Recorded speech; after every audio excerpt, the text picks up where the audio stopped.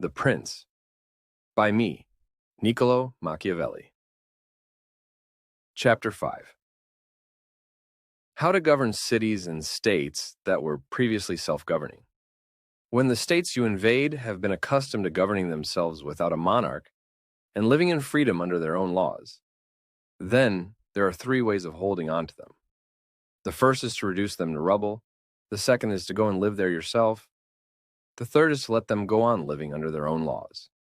Make them pay you a tax, and install a government of just a few local people to keep the state as a whole friendly.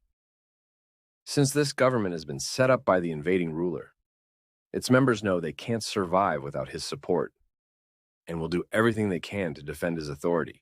Once you've decided not to destroy it, the best way to hold a previously self-governing city is with the help of its own citizens. Let's take our examples from Sparta and Rome. The Spartans held Athens and Thebes by setting up governments run by a few local people. But in the end, they lost these towns. The Romans razed Capua, Carthage, and Numantia to the ground, and that way held on to them.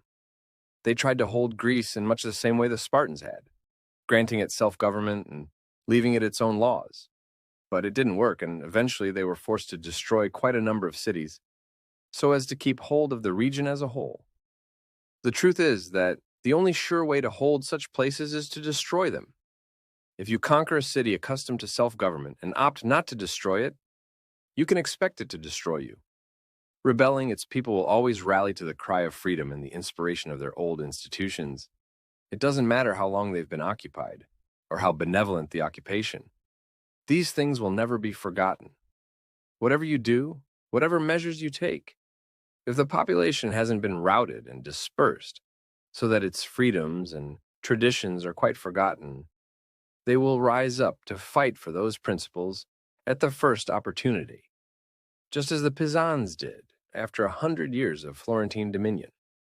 But when a people has been accustomed to living under a ruler, and the ruler's family has been eliminated, then, since they're used to obeying but now have no one to follow, they won't be able to choose a new leader from among themselves, nor to live in freedom without one.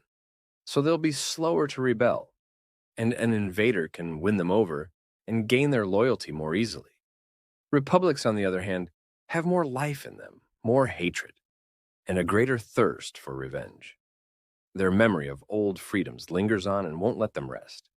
In these cases, your only options are to reduce the place to rubble or go and live there yourself.